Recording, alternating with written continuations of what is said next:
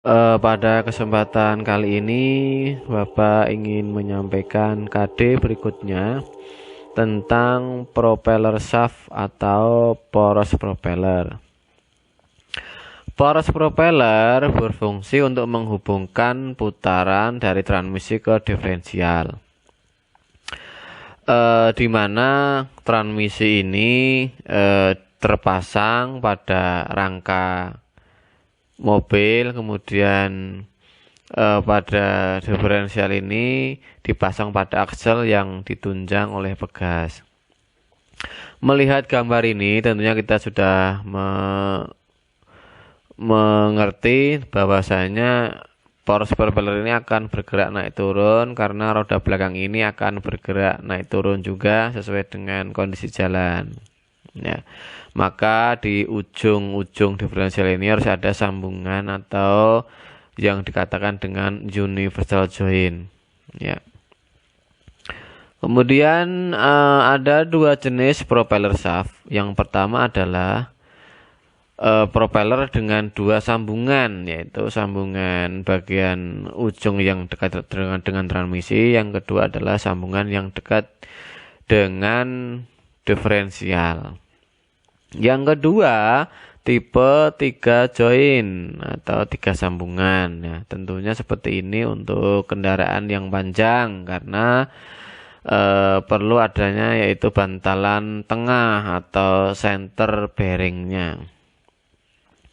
Macam-macam konstruksi penghubung sudut atau join ya. Yang pertama yang tadi ya yaitu universal join. Contohnya adalah Hox join ya. Hox join ada dua macam yaitu solid bearing cup atau yang dikatakan dengan dapat dibongkar. Yang kedua adalah shell bearing cup atau tidak dapat dibongkar ya. Yang mana yang dapat dibongkar? Yang ini ya, ini. Dimana di sini ada yang dikatakan dengan speeder, ada yang dikatakan dengan ya slip join, kemudian ada yoke-nya ya, kemudian ada bearing cup-nya ya, di sini bearing 4 macam ya, kemudian ada snap ring-nya juga 4 ya, pengunci ya, kemudian ada yoke yang terhubung dengan diferensial.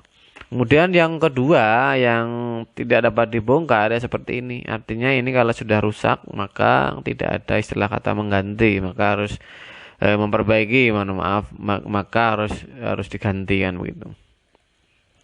Ini anatomi secara keseluruhan dari sebuah poros propeller beserta sambungannya. Ya seperti ini, ada ya, ada snap ring, ada speeder ya, kemudian ada bantalan speedernya. Kemudian jenis sambungan sudut yang kedua ada yang dikatakan dengan flexible join ya, flexible join, di mana ini sambungan ini terdiri dari karet kopling yang keras ya, dimana ini berada di tengah-tengah antara dua yoke yang berbentuk kaki 3. Ini kakinya 3, 1 2 3 1 2 3 yang di sana yang enggak kelihatan. Di sini ada karetnya sehingga ketika dia berputar memindahkan tenaga, maka karet ini yang nanti akan menjadi fleksibel, menjadi elastis kan begitu. Nah, selama fleksibel join tidak menghasilkan gesekan selama berputar, maka dia akan berputar dengan lembut tanpa diperlukan pelumasan. Kemudian yang ketiga, constant velocity join ya. Di sini melihat gambar ini tentunya kita tidak asing lagi yang pernah magang bahwasanya ini adalah khusus untuk kendaraan berpenggerak roda depan ya, ini roda depan.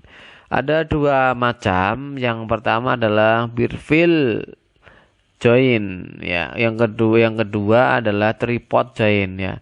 Tripod join terdiri dari 3 bearing ya, 3 bearing di sini. Kalau Birfill join terdiri dari 6 macam bearing. Nah, tentunya mereka ini punya keuntungan ya. Mereka ini punya keuntungan yang untungnya apa? Dapat memindahkan putaran dan momen lebih lembut begitu dibandingkan dengan Hawks join ya. Kemudian center bearing atau bearing tengah yang tadi sebelum kita bahas khusus untuk poros propeller yang dia itu menggunakan tiga sambungan ya panjang, berarti untuk kendaraan panjang ini. Nah, berfungsi di situ ada rubber bushing, berfungsi untuk mencegah getaran agar tidak sampai ke bodi kendaraan ya. Di sini akan diikat dengan bodi kendaraan, tetapi sebelum diikat harus ada karetnya di situ ya. Bushingnya harus ada di situ supaya tidak getarannya tidak sampai ke bodi maupun bunyinya ya sampai ke bodi kendaraan. Kemudian kita tentunya mencari gangguan. Kenapa harus kita mencari gangguan? Karena kita di sini adalah tuntutan kita adalah mendiagnosis gangguan pada poros propeller. Yang pertama adalah bersuara. Ya, bersuara. Apa kemungkinan penyebabnya? Alur slave yoke-nya aus, ya, aus. Kalau sudah aus maka akan berbunyi. Nah, cara mengatasinya tidak ada pilihan lain kecuali diganti.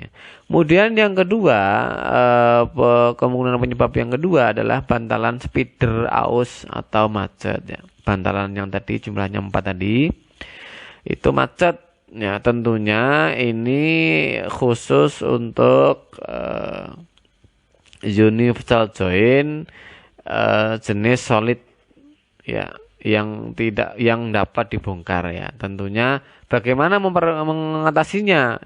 Maka gantilah bantalan speedernya. Kemudian selain bersuara ada juga gangguannya yaitu bergetar ya, bergetar. Nah, apa kira-kira penyebabnya? Yang pertama adalah poros propellernya bengkok. Ya, kalau berbengkok, semakin diputar, semakin kencang kendaraan, maka akan semakin bunyinya semakin getarnya semakin terasa ya. Ya. Kalau sudah begitu, maka perlu diganti poros itu, nggak bisa diperbaiki kalau bengkok. Kemudian yang kedua, kemungkinan yang kedua adalah poros propellernya tidak balance atau tidak seimbang. Dia tidak bengkok tapi tidak seimbang. Artinya putarannya tidak seimbang, maka solusinya adalah dibalance atau diseimbangkan poros tersebut ya dengan cara menambahkan besi sesuai dengan berapa gram ya agar bisa menyeimbangkan putaran poros tersebut. Yang ketiga, arus slave yoke-nya macet ya. Arus slave yoke-nya macet. Kalau sudah macet, maka gantilah alurnya ya. Gantilah alurnya. Bagaimana cara meriksanya? Kita lihat seperti ini ya. Yang pertama adalah kita lihat gambarnya ini. Nah, poros kita pegang ya, dengan tangan kiri.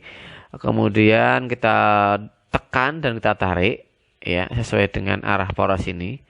Bagaimana pergerakannya, apakah terjadi sepeleng atau apa namanya celah yang lebar sehingga bisa menyebabkan ini bunyi. Kemudian selain itu ada kita tarik ke atas dan ke bawah maupun samping kiri dan samping kanan. Ini merupakan pemeriksaan dari gaya aksial ya, dari sebuah sambungan atau universal join pada poros propeller. Kemudian yang berikutnya kita periksa sambungan luncurnya ya, sambungan luncurnya. Di sini kan ada alurnya ini ya. Kita lihat dengan cara kita bersihkan terlebih dahulu. Setelah kita bersihkan, kita lihat apakah sudah rusak atau sudah mengalami keausan. Maka kalau sudah seperti itu, maka ini perlu kita ganti ya. Kemudian berikutnya kita memeriksa keolengan dari poros tersebut ya, keolengan atau run out-nya. Lah, bagaimana cara memeriksanya? Tentunya kita lihat gambar ini adalah menggunakan dial indikator ya, dial indikator ya. Tentunya sudah diajarkan waktu kelas 11 waktu itu bagaimana cara menggunakannya. Ya, berapa ukuran maksimal kebengkokannya yaitu 0,8. Kalau melebihi dari ini maka perlu kita ganti karena polos ini kalau sudah bengkok tidak bisa diperbaiki. Ya, terima kasih. Itu sedikit penyampaian dari Bapak. Terima kasih. Assalamualaikum warahmatullahi wabarakatuh.